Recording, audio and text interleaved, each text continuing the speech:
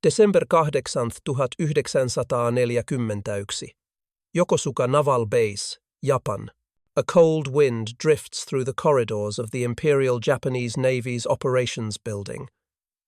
Outside, officers march in hurried lines, their boots clacking against the concrete like a metronome of war. In a dimly lit briefing room, Admiral Shigeyoshi Inoue removes his gloves, laying them carefully beside a steaming cup of green tea. He's flanked by younger officers, sharp, confident men in immaculate uniforms. Their faces glow with pride. Pearl Harbor was a success.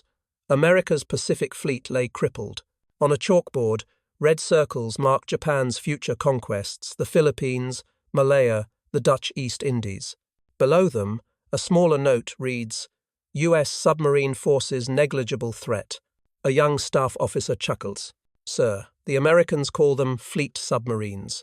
The room bursts into laughter. Fleet submarines? Their engines break down before they reach the fleet. Another adds.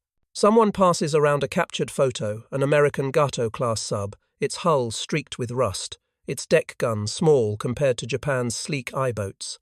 They're too slow, too loud. Their torpedoes? Useless. Inoue doesn't laugh. He watches the smoke curl from his cigarette and says quietly, never underestimate an enemy, especially one that builds factories faster than we can build ships. But no one listens.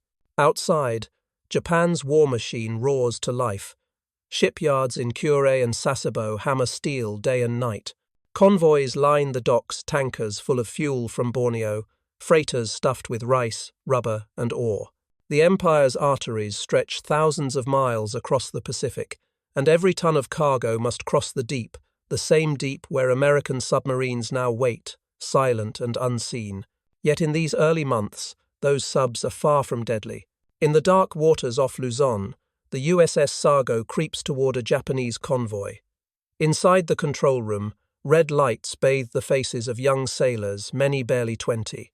The periscope rises, slicing through the surface. Captain Tyrell Jacobs scans the horizon. 3 freighters, a destroyer escort, perfect range, open outer doors 1 through 4. Torpedoes hiss into readiness. Jacobs steadies his voice. Fire 1. The sub trembles. A long pause. Then, nothing. No explosion. No plume of fire. The torpedo had hit and failed to detonate. Jacobs slams his fist against the chart table. Dud! Another goddamn dud! In Washington, engineers from the Bureau of Ordnance insist their Mark 14 torpedo is flawless. Captains like Jacobs are blamed for faulty aiming. But the truth that America's primary undersea weapon is broken will take months to admit. So the Japanese laughter continues.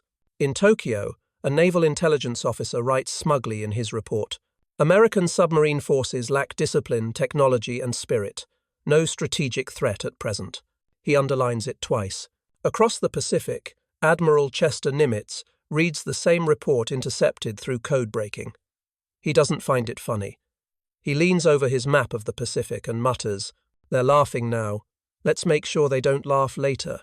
The screen fades to black. The sound of a torpedo clanging harmlessly against a ship's hull echoes like a cruel joke. The mockery has begun. And beneath the laughter, a storm is forming, one that will choke Japan's empire at sea. Spring, 1942. The Pacific Ocean, Japan's lifeline. Each day, hundreds of merchant vessels leave harbors across the empire. Oil from Borneo, iron ore from Malaya, coal and food from Korea. Every drum, every crate, every sack feeds a war machine stretching from China to the Solomon Islands. To Japan's war planners, the ocean is not just geography, it's sustenance. It carries the breath of an empire. Aboard the freighter Toyo Maru, sailors lounge on deck under the tropical Sunday. The air smells of diesel and salt. A few joke about the American submarines rumored to be hunting these waters. Toy subs, they call them. Clumsy machines with coward crews. Their escort, a single destroyer, cuts lazy circles around the convoy. Depth charges hang unused along its stern, more for show than for battle. But far below, the silence is not empty. 400 feet under, the USS Greyback creeps through the dark. Inside, the air is thick and metallic. Sweat drips from the overhead pipes. The hum of the motors is a whisper in the black water. Lieutenant Commander Edward C. Stephan, captain of Greyback, leans over the periscope well. His voice is low but sharp. Convoy dead ahead. 4, maybe 5 freighters. Escort at starboard. The sonarman's headphones crackle with faint pings. Destroyer's lazy, sir. He's not sweeping hard. Stephan nods. They still don't take us seriously. He gives the order. Battle stations. Prepare tubes 1 through 6. The men move fast but silent. Each knows the odds. Their torpedoes, the unreliable Mark 14 seconds, might strike and fail again. But hesitation isn't an option. Fire 1, fire 2. The sub rocks slightly. A tense 90 seconds passes. Then a flash through the periscope. A bright orange bloom erupts on the horizon. One of the freighters begins to burn. A second hit follows. Then a third. "Good hits!" someone shouts, unable to hold it in. Stephan allows himself a thin smile. Let's go home. The destroyer's propellers thunder overhead, but the Greyback is already diving deep, vanishing into the cold silence. It's a small victory, 2 ships out of thousands. But to the Americans, it's proof that even a broken weapon can still draw blood. At Pearl Harbor, Admiral Nimitz reads the patrol reports in his office. The list of successful sinkings is short, painfully short, but it's growing. He writes a note in the margin. Persistence, training, patience. The ocean is patient too. Meanwhile, in Tokyo, the Imperial Navy begins to stretch thin. Every new conquest adds more ocean to defend and fewer ships to guard it. Oil tankers must travel farther south, through submarine-infested waters. The Navy's pride, its surface fleet, is being consumed by endless operations in the Solomons and the Coral Sea. At a strategy meeting in May, Admiral Yamamoto taps his pipe on the table. Our surface fleet can fight, yes, but it cannot feed itself. He glances at the logistics officers, men burdened with charts and shipping manifests. Every bullet, every drop of oil must come by sea. Protect the convoys, or this empire will bleed out. But his warnings echo against pride. Japan's naval doctrine prizes decisive battles, not tedious escort work. Convoy protection feels beneath the glory of the Imperial Navy. Destroyers that should hunt submarines are instead reserved for fleet operations, and so the sea lanes remain vulnerable, vast, unguarded arteries of commerce stretching across 6,000 miles. In the months to come, America's toy submarines will learn how to hunt. Their torpedoes will finally work. Their captains will become predators. For now, though, the ocean still belongs to Japan, wide, open, glittering. But beneath that glitter, 1,000 steel shadows wait. It's dawn. A row of submarines lies tethered to the pier grey shapes in the mist. Their decks are slick with rain, their paint scarred and rusted from long patrols. Crews move silently among them, loading torpedoes, food, and diesel drums. You can hear the rhythmic clang of hatches sealing shut. Inside the operations office, a heavy silence hangs. Admiral Charles Lockwood, newly appointed commander of the Pacific Submarine Force, studies a wall map covered in red pins, each marking a lost submarine. 22 boats gone in less than a year. Hundreds of men never returned. And for what? Faulty weapons, failed detonators, command arrogance. He lights a cigarette, exhaling through clenched teeth. We've been sending boys to fight with broomsticks. He looks at the engineers seated before him, men from the Bureau of Ordnance, sweating in their uniforms. Your Mark 14 torpedo doesn't work, Lockwood says flatly. It runs too deep, it misfires, and when it hits, it doesn't explode. You told us it was perfect. You were wrong. The room goes quiet. No one meets his eyes. Within weeks, Lockwood orders field tests secretly, against orders from Washington.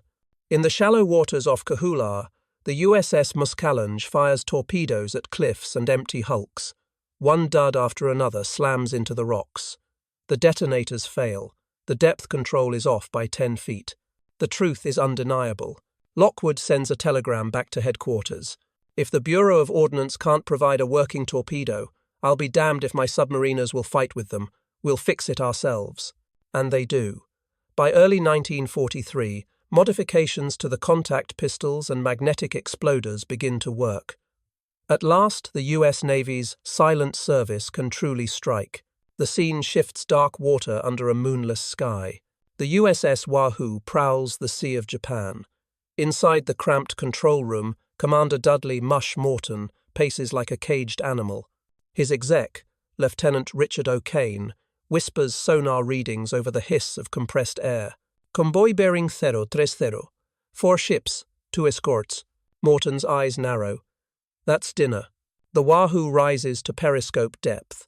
Morton peers through the scope, sweat glistening on his temples. The moonlight reflects off steel hulls ahead. He smiles. Fire 1, Fire 2, Fire 3. Each order cuts through the tension like a knife. Seconds stretch into eternity. Then, boom, one ship blossoms into flame. Another erupts in a geyser of smoke and oil. Inside the Wahoo, the crew erupts in cheers. O'Kane pounds the periscope stand. Direct hits. Morton grins. Send 'em to the bottom. The Japanese destroyers roar to life, hurling depth charges into the dark. The submarine dives deep. Lights flicker. Rivets groan. The hull creaks under the crushing pressure. Men hold their breath as the explosions roll overhead, each blast a hammer striking steel. A pipe bursts, spraying salt water into the mess compartment. Someone murmurs a prayer. Then silence. The Wahoo rises again, the periscope breaking the surface.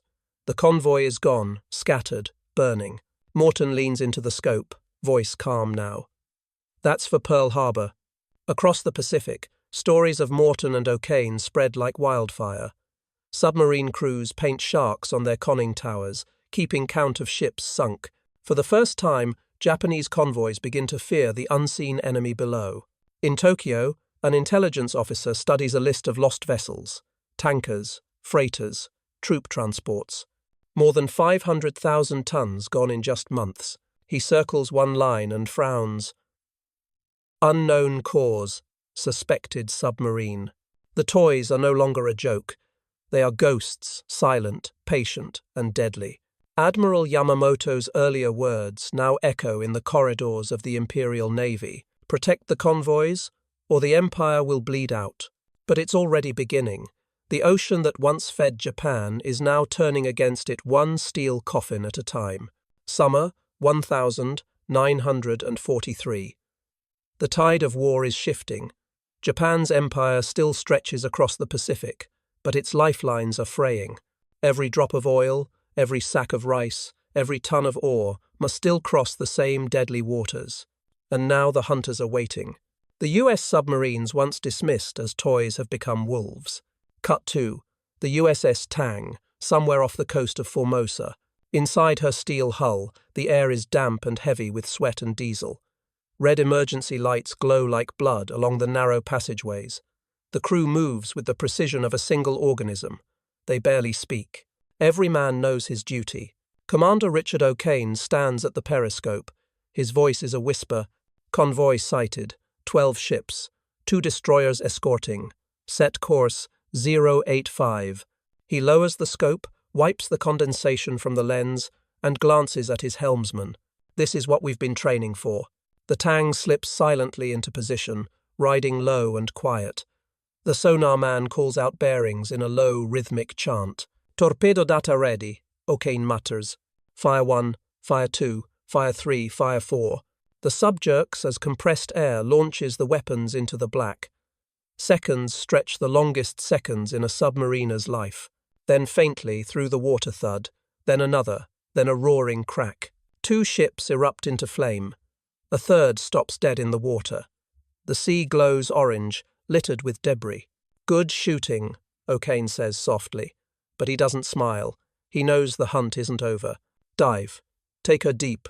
The destroyers react, cutting through the waves, dropping depth charges in wild, panicked bursts. Inside Tang, the lights flicker and the hull groans under pressure. Each blast shakes dust from the bulkheads. One of the sailors clenches a crucifix around his neck. Another just stares at the bulkhead, mouthing silent numbers, counting the seconds until the next detonation. But the destroyers lose them. They always do. The Tang vanishes into the black, leaving behind only oil, fire, and silence. Back at Pearl Harbor, Admiral Lockwood reads the report. He taps the end of his pen against the page. 6 ships, 1 patrol. O'Kane's becoming the deadliest man in the Pacific. He turns to his aide. Double his patrol area. We're going to starve Japan to death. And that is exactly what happens. By late 1943, American submarines begin to coordinate their patrols, forming what they call wolfpacks, small groups of subs working together, hunting like predators in the dark. The USS Zero, Shad, and Greyback prowl the East China Sea together. When one sub sights a convoy, it radios the others with a coded burst. Contact. 10 ships. Moving northwest. The others move in, silent and unseen. At night, the ocean becomes a killing ground. Torpedoes streak through the dark, leaving white trails that end in orange explosions. Ships vanish without warning. Entire convoys are erased in hours. Japanese sailors whisper new names now. Tang, Wahoo, Harder, Celian. They are curses spoken under breath. Even the mighty battleships of the Imperial Navy begin to fear the shadows.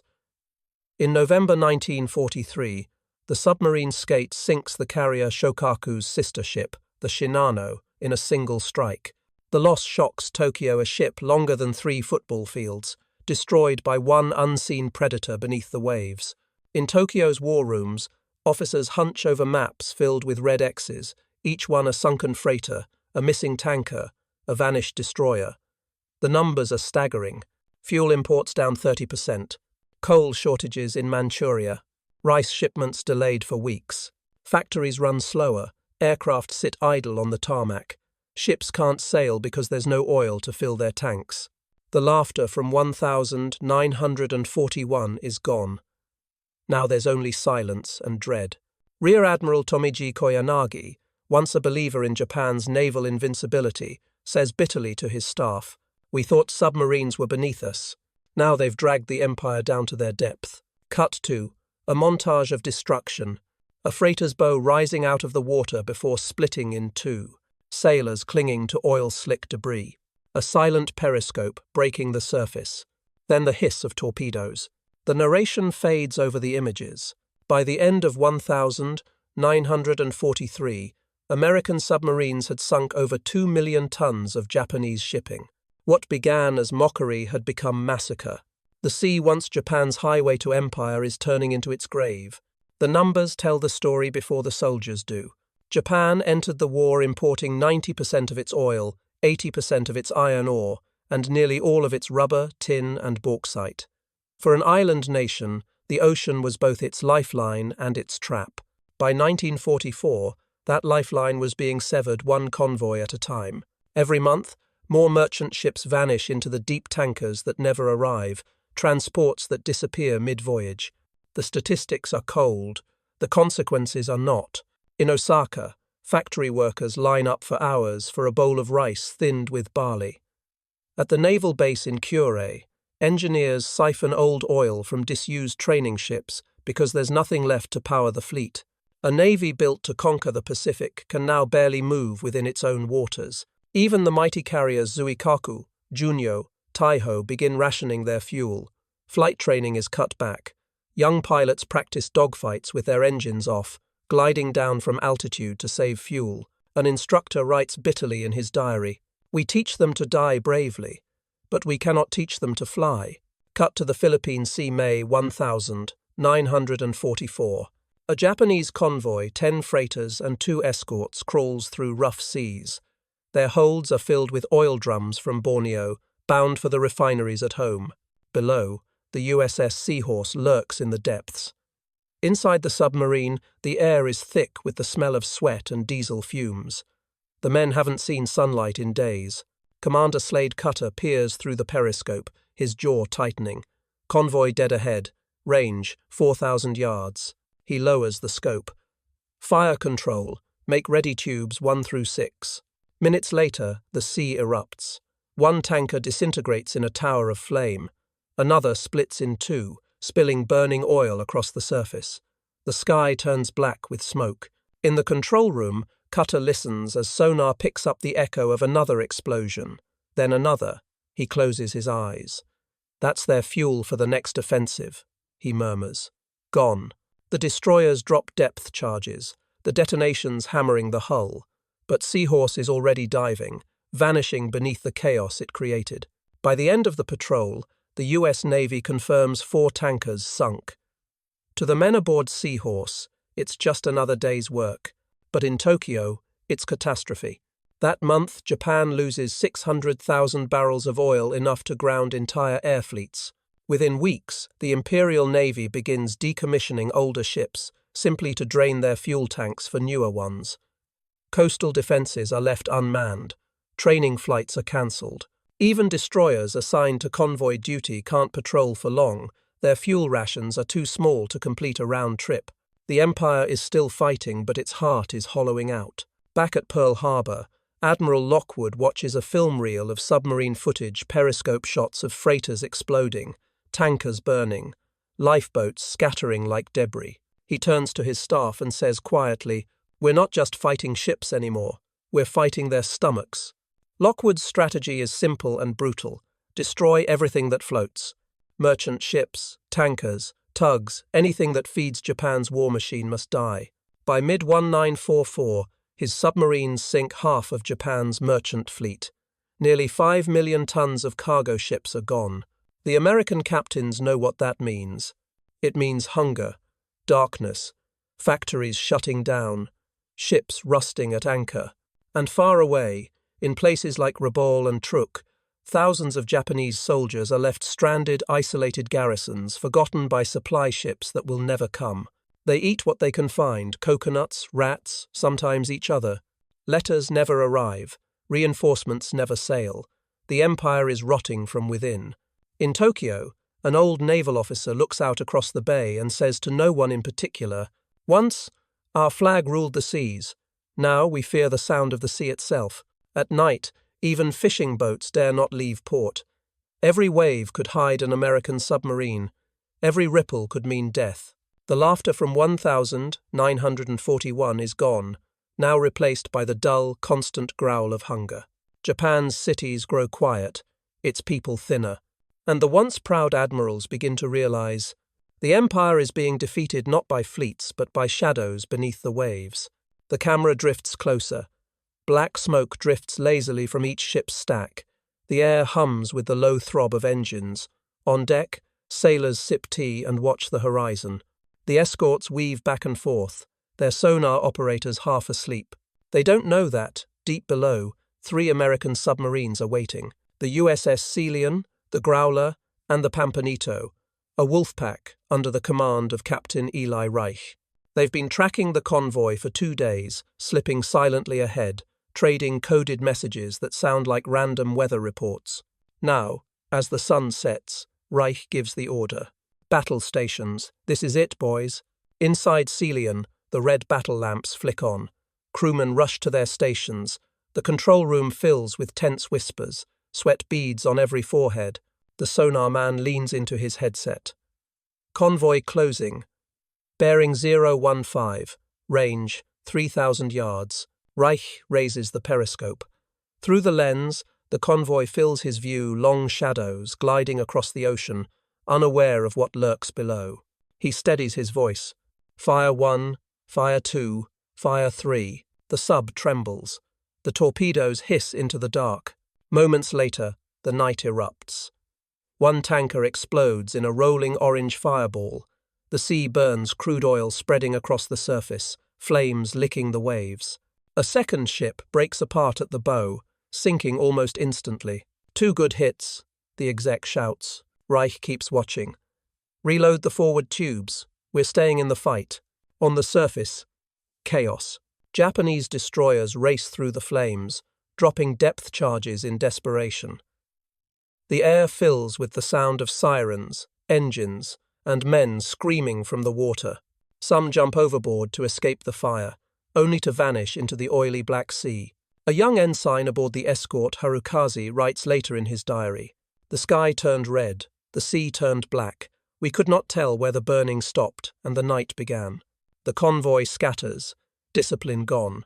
The Growler takes position and fires a spread at the lead freighter. 2 torpedoes hit amidships another column of fire. The Pampanito moves in for the kill, picking off stragglers one by one. By dawn, 4 ships are gone. A 5th is sinking. Only half the convoy survives, limping, broken, leaking oil and smoke. Back at Pearl Harbor, Lockwood receives the report. His pencil hovers over the total tonnage. Over 30,000 tons sunk. He exhales slowly. Good work, boys. Keep them hungry.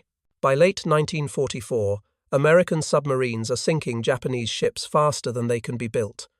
In that year alone, over 1,000 merchant vessels are lost, nearly 5 million tons of shipping. The Imperial Navy responds with desperation. They begin arming merchantmen with small guns. They assign aging destroyers to convoy duty. They train aircraft to hunt submarines but lack the fuel to fly them. Every attempt to protect their lifelines drains more fuel, more steel, more men, accelerating the empire's collapse. Cut to Tokyo, December 1944. In a cramped operations room, Admiral Toyoda Somu studies the latest shipping reports. His aides stand silent, afraid to speak. The charts are filled with red X's. "Gentlemen," Toyoda says quietly, "we have lost the sea." No one answers. He continues, voice breaking. "Without oil, our ships are ornaments. Without convoys, our soldiers starve. This war has become impossible to sustain." Outside, the air raid sirens wail. American B-29 seconds are on their way again. In the South Pacific, stranded garrisons begin to vanish. At Rabaul, 20,000 Japanese soldiers sit trapped, surrounded, forgotten, eating whatever they can find. On Wake Island, an officer records that his men haven't seen a supply ship in 10 months. Across the empire, the stories repeat. Ships that never arrive, food that never comes, letters that never reach home. The Pacific, once the artery of Japan's power, is now its tomb. Beneath the waves, the submariners keep hunting. They are ghosts now, masters of the deep. Their world is one of pressure and darkness, where time is measured in sonar pings and explosions. When they return to port, they step ashore pale and blinking like men from another planet. But behind their exhaustion lies quiet pride. They know the truth. The war is being won not just in the skies or on the beaches, but here in the silence between waves. The screen fades to black. The sound of a distant explosion echoes through the dark. Japan's empire is crumbling not in a blaze of glory, but in hunger, smoke, and silence. February 1945. The sea is both graveyard and battlefield. For every freighter that vanishes, for every tanker that burns, a new American submarine stalks its prey, but not all return. The Silent Service, as it's come to be called, makes up barely 2% of the US Navy's personnel. Yet by now, its boats have destroyed over half of Japan's merchant fleet. It's a stunning, surgical campaign and the most lethal. 1 in every 5 American submariners will never come home. Their world is one of endless tension, endless pressure. Cut to the USS Tang, April 1945. Her commander, Richard O'Kane, the same officer who once hunted with Morton aboard the Wahoo, is now the most feared submarine captain in the Pacific. He's sunk more Japanese tonnage than any other man alive. But beneath the surface of his calm voice, the toll is showing. The Tang has been on patrol for weeks, running silent near Formosa. The air inside smells of oil, sweat, and battery acid. Men sleep beside torpedoes. Every sound, every creak of the hull feels like fate knocking. O'Kane studies a map lit by a single red bulb. 2 convoys sighted in 2 days, he murmurs. They're still trying to run supplies home, still pretending they can fight. He smiles faintly, but it's the tired smile of a man who's seen too much death to celebrate it. The sonar man interrupts his thought. Target bearing 080, range 1,500 yards. O'Kane straightens. Final spread, let's finish this. Moments later, 6 torpedoes launch slicing into the dark. 5 hit. 5 explosions. Another convoy gone. But fate has one last card to play. As Tang fires her last torpedo, it malfunctions. It circles back. The crew barely has time to react. "Hard left rudder," someone screams. "Tulate." The torpedo slams into the submarine's stern. A blinding flash, the deck tilts violently. Metal screams. Men are thrown from their bunks. The lights die. In the black water, air hisses from ruptured tanks. Tang begins to sink. O'Kane orders the crew to abandon ship, but only a handful reach the surface. The rest vanish with her 78 men lost in seconds.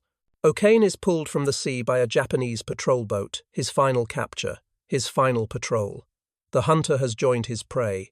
Across the Pacific, other submarines vanish the same way: Wahoo, Harder, Data, Trigger.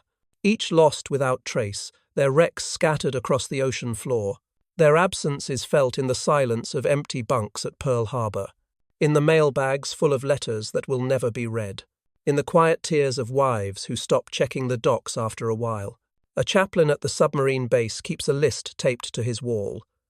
By 1945, the list runs the length of his desk: 52 submarines lost, 3,500 men gone.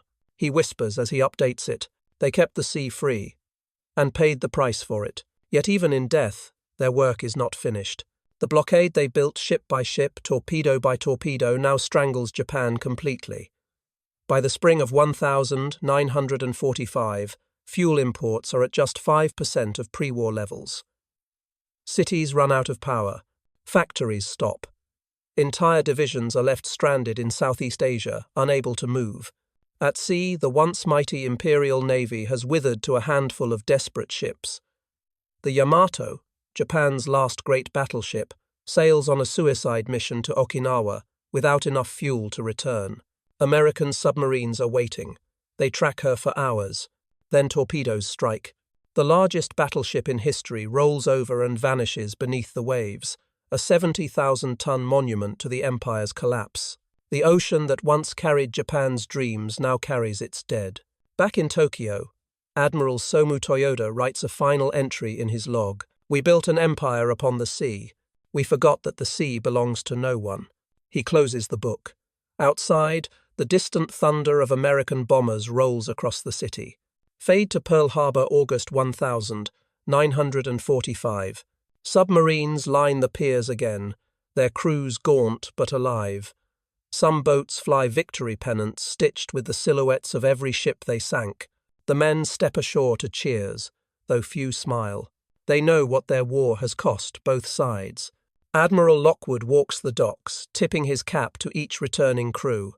He pauses beside one submarine and runs his hand along the hull. "You boys did your job," he says softly. "Now maybe the sea can rest."